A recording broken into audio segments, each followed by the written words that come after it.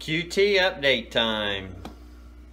The new blue koi beta. It's liking its QT. Already got a bubble nest back there. Hello world, how's it going? Hope you guys are all doing great. Today I want to share with you guys an update on my QT, my new QT that I've been doing. It's been about a month since they've been in there, and I'm ready to get them out, and I just wanted to update you guys on it and show you guys what has gone on with it since. So this is over near my utilities section where my water system is in the laundry room. I have these QTs, which are these 2-liter containers, and it's right above the sink, so it's really handy. These are the fish I've got from the American Livebearer Association convention in Grand Rapids, Michigan, which I got another video of that. I'll link it to the end of this video and put it in the description. But it's time to get all these out of here. As you can see, everybody's doing good. They're all happy, healthy, hungry. When they're hungry, that's a good sign. And these guys are new though. I just got these. These are drake fin barbs, so these guys are gonna stay in QT. I'm pretty excited about these. I got these from the speaker Michael M-A-H-J-O-N-E. It kind of seems like Mahoney, but I know it's not Mahoney. He pronounced it differently, but I couldn't pick up how he pronounced it. I gotta ask him one day. Anyways, he was the speaker at the club and got some drake fin barbs from him.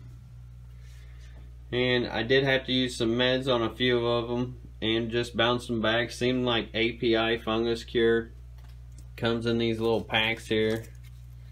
It tended to work really well for the issues I was coming across,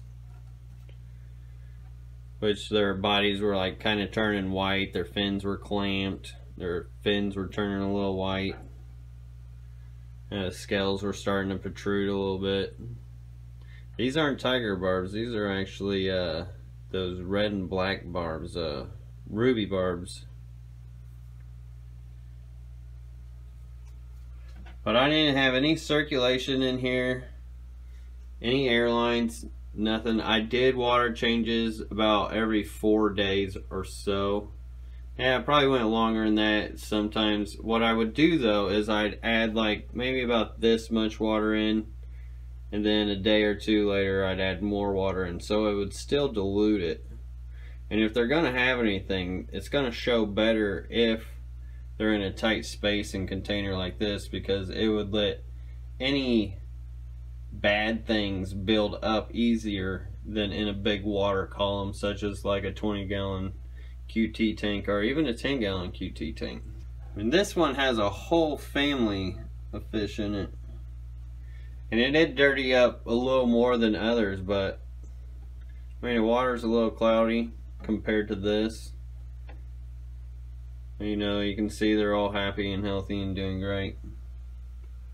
I love these containers though. You can really see these fish well in them, and they're great for little baby fry, because, and or just an inlet or two, because they're easy to feed. They don't have to go hunting down their food as much as like a 10-gallon or a bigger tank. This plum tail guy's cool.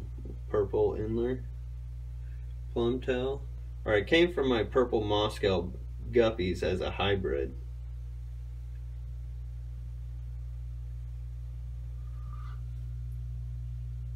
Here's a quick little view of the fish, a little close up.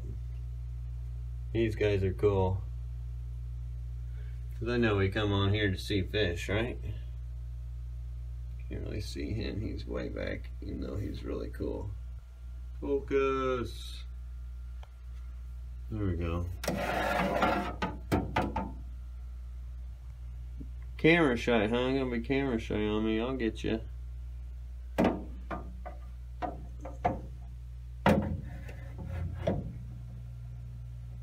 These guys actually had some babies. So look right there, little baby.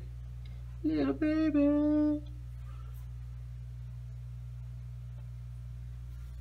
These guys are cool. I think they're all cool.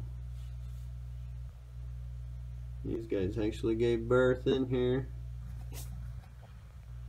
These are blue. They are looking duller. Hard to get a focus on them. What the heck? Come on. Focus, man. Focus. Phone? About to upgrade phones too, so I can't wait to do that. It's just gonna cost me. It's gonna cost me big.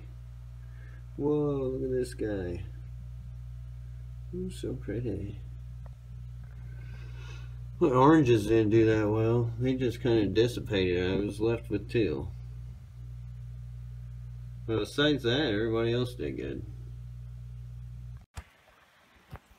And I do have this QT up here, which I'm not going to get too in-depth in.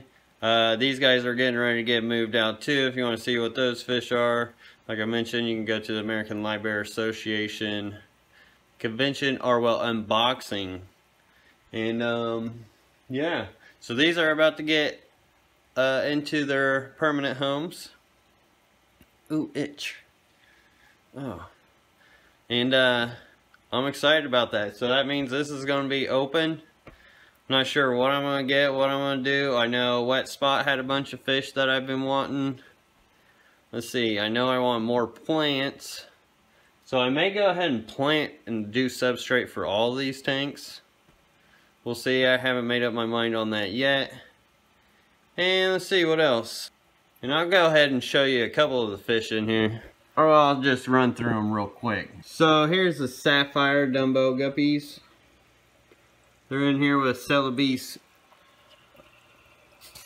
half beaks, which remind me of gars. They're live bears, really cool fish. Those have really grown on me. Hoping they breed. There's a pair in there. Got the black Moscow Guppies. Those were a trio. I did take out the other male though, to just make it male and female. Because I was starting to get a little nippage on the fin from the two males. But all doing good. And here's the plants too, if you guys want to see a little of the plant update from the plant unboxing I did the other day. This is all new growth. Got quite a bit of new growth on some of the plants.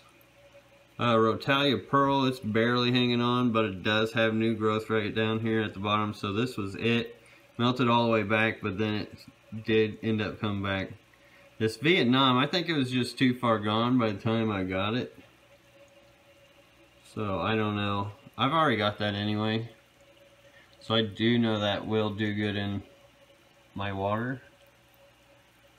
And there's just more new growth. This one's been barely hanging on, but it does look like it's sprouting out new leaves. Sweet. That's exciting. I'm looking forward to see what this looks like when it gets big. And then there's that one male guppy. A lot of people have fallen in love with this guppy. And we're asking for him and about him. But I did end up giving him a female. So maybe they'll create some babies. And hard telling what she's a female of. And plants doing pretty well. The Tonias are about the only ones that aren't doing well. Like there's some growth there.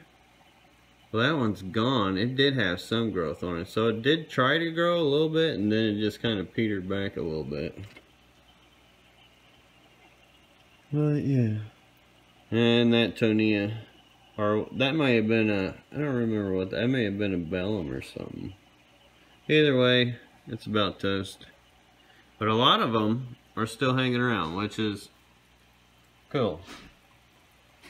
Red tigers, I need to get them out. Finally solved their problem. Not until I lost all the females, but luckily the females dropped some fry. And I have males left, so hopefully I can make something come of them, because they're really cool fish. These are actually from the Missouri Aquarium Society auction is where I bought them. And they were in here a little longer because they ended up having issues. But that Fungus Cure, I did the Ruby Reef Kick Ick and Rally routine, and then API Fungus Cure routine on them. Those are all the plants I got from Kyle's Wild World in there, doing good. And in here I've got two little baby maculosus. You can barely see him because the tank glass is all dirty. But those are from Gary Lang. He gave me a mop out of them, but he kept the mop out a little too long. So it may have dried out a little bit, and I only ended up with 5 fry, and then I've got 2 left. I have to dig in. You're so hungry? No, Dad. Oh yeah, I'm always hungry, ain't I? And then here are the green Jade Dumbo Guppies. These things are freaking sweet. And I don't think many people have these in the States. I wish I could see them better, but these guys still have medicine in them. The other day, my RO system blew 120 degree water out into my tanks because some of them were switched, and I had a couple fish come down with a little bit of issues, so just to make sure that it was safe and nothing did end up going too far, I did put this API Fungus Cure in there. Then the Black Berlin swords. Wesley's getting all them good shots, aren't you, buddy? Yeah. Yeah. You gonna be like Dad one day? Oh, you gonna get camera shy? You wanna be behind the scenes, huh? Then these are what they called at the show Fireball Guppies because they didn't have a name for them. But I asked you guys what would be a great name for them, and somebody came up with Volcano Guppies. And I thought that was absolutely perfect for them. So I'm going to start referring them to Volcano Guppies now. These guys are really cool. Look at the color on them. Even the females have a lot of color. And I've got some of the Tetras. These are the unnamed Paraguay species of Tetra. I only got 2 of them left. A couple of them didn't end up making it. Something ended up happening in this tank. I wasn't sure what it was, but once again, that fungus API cure stuff fixed the problem. That one. And that one. And we got Bumblebee Gobies. We got Pygmy Cory Cats. And Tiny Teddies. Which she looks like she's about to pop soon. Now I heard it takes them about a month to drop their fry, and they only have like 1 or 2. But since it's been about a month, she should be about ready. Then I've got all these bristlenose whoa. Then I got all these bristlenose plecos from Charlie, which I'll probably be. Which these guys are about ready. There's a nice long fin. Very cool. And then the other male black Moscow. Alright, so there's an update on the QT section. You want to say bye, Wesley? And peace? Peace. Peace, alright. Bye, Mommy.